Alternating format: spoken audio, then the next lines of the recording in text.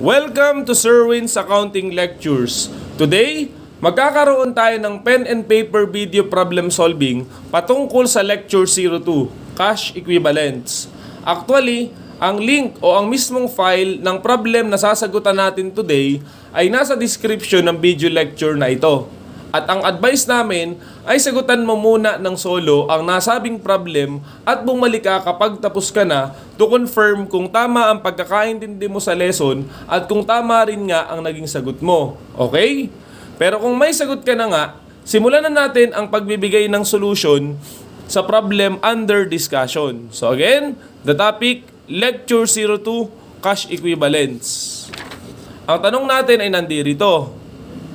So, what total amount should be reported as cash equivalents at the end of current year? Simple lang naman ang tinatanong, magkano nga daw ang cash equivalents? Okay? Na basically, masasabi mo na part ang isang transaction or ang isang account ng cash equivalent kung na-meet niya yung dalawang criteria. Ang una, it must be highly liquid investment, and the second one ay the maturity is at least or at most 3 months. Okay? So, basahin na natin yung problem. Chelsea Company reported the following information at the end of the current year. So, this is the first information. Investment securities of 1 million. These securities are share investments in entities that are traded in the Philippine Stock Exchange. As a result, the shares are very actively traded in the market. So, unang tanong, is this a highly liquid investment? And the answer is yes. How do we know? Kasi ang sabi dito sa problem, the securities or the investment are very actively traded. So, ibig sabihin, talagang palagi siyang gumagalaw. So, it is highly liquid, di ba? At ang isa pa, kasama pa siya sa Philippine Stock Exchange. So, ibig sabihin, talagang nasatisfy nito yung unang requirement, yung unang criteria that the investment must be highly liquid. The second point para makasama sa cash equivalent na nga is the maturity date. It must be purchased for at most 3 months. Ang tanong, meron bang maturity date itong investment securities na basically share of stocks, di ba sabi dito share investments? Meron ba or wala? And the answer is none. Wala siyang maturity date. So, ibig sabihin, kahit na-satisfy niya yung unang requirement, yung unang criteria, hindi pa rin siya makukonsider na cash equivalent kasi nga, wala naman nga siyang maturity date. Okay? So, therefore, anong gagawin natin sa first information? The answer is wala. We will simply ignore. Hindi siya makakasama. Kasi ang question nga dito ay included ba siya or hindi. Okay? So, the second information, ito na po tayo. Investment securities of 2 million. These securities are government treasury bills. The treasury bills have a 10-year term and purchased on November 30, at which time they had 2 months to go until they mature. So, ang tanong, okay, is this a highly liquid investment? And the answer is yes. Bakit po? Kasi sinabi ng problem, okay, general assumption, treasury bills yan, T-bills, government treasury bills. Meaning, yung Bangko Sentral ang maaaring nag-issue niyan. Ang tanong, sa tingin nyo, malulugi ba ang Bangko Sentral? I don't think so. Sila nga ang nagpe-print ng pera, di ba? Sila pa ba ang mawawalan? Okay, di hindi. So, therefore, siya po ay kasama na nga kaagad sa highly liquid investment. So ngayon pupunta tayo dun sa second question. 3 months ba at most ang kanyang maturity date? Ang sabi dito sa problem, 10 years actually yung original term. Pero sa accounting for cash equivalents, hindi naman importante yung original term eh. Ang mahalaga is yung date of purchase until the date of maturity. So ang sabi dito, binili mo November 30 which is 2 months, okay, before they mature. So actually, at most nga ay 3 months. Pero ngayon, 2 months lang ito. Ay, ibig sabihin, mas maikli pa nga. So question, kasama ba itong government treasury bills na magiging part ba siya ng cash equivalent? And the answer is yes. Therefore, we have to include that. So therefore, isulat na natin. Ayan, government treasury bills.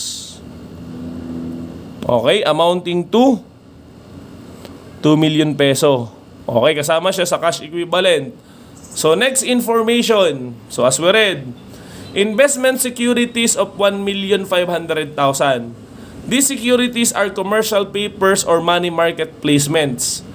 The term of the commercial papers is 3 months and the instruments were purchased on December 31 at which they had 1.5 month to go until they mature. So again, ang unang tanong, is this a highly liquid investment? And the answer is yes. Bakit po? Kasi ito ay kasali dun sa tinatawag na commercial paper or money market placement. So ibig sabihin talagang siya ay palagi din na nagsisirculate. Okay? So yun din ang general assumption, okay? Sa commercial paper at money market placement. Makakasama lang sila na hindi kung sakaling magbigay ng information yung problem that they are not highly liquid. Pero kung sakaling ito lang ang mga binanggit, commercial paper, money market placement, automatically kasama na po sila. That is the general rule. Okay? So ngayon, pupunta na tayo dun sa second question. Ang kanya bang date of purchase is at most 3 months? Ang sabi dito, okay, 3 months actually ang kanyang maturity date. Nga lamang hindi mo siya binili ng 3 months, but rather mas maikli pa nga 1.5 month. So ibig sabihin, papasok pa to? Yes, kahit nga binili mo ng December 31 ay 3 months, halimbawa ay 3 months na sakto, okay? So, makakasama pa din. Okay? Ay the fact nga na 1.5 month lang, automatically, lalong kasama. So, ang ibig kong sabihin, dito sa naunang problem, okay, nagkataon lang kasi 2 months na lang. Pero kung sakali 4 months pa or 2 years pa, okay, hindi makakasama kahit nga 3 months na lang yung natitira. Okay? Nagkataon lang kasi binili mo 2 months na lang before maturity date. So again and again, ano po ang importante dito? Okay, the remaining period, okay, kung siya ay at most 3 months from the date of purchase until to the date of maturity. Hindi importante dito yung original issuance term. Di ba? Yung halimbawa 10 years, parang ganon. So again, kasama po ba ito? Yes. So isulat natin dito, commercial paper or money market placement. So magkano po yun? The answer is 1,500,000. Okay, so again, alin lang ang hindi naisama? Ito lang nasa taas, itong kaunahan. Bakit? Even though this is highly liquid investment, wala naman nga siyang maturity date. So going back, okay, ano nga ulit ang itinatanong natin dito? Ang tinatanong po is what we called cash equivalents. Okay, by the way, pag sinabi mong cash equivalents, actually, hindi talaga sila pera. But rather, okay, by form, they are investment. But because the term is so near, the maturity is so near, at saka yung kanyang investment nga ay highly liquid, nakakasama pa rin siya dun sa account title na cash and cash equivalent. So now, let us answer the problem. How much is the total? This is very simple. The answer is 3.5 million. So, okay? So, that ends the problem. At sana nga ay meron kang natutunan.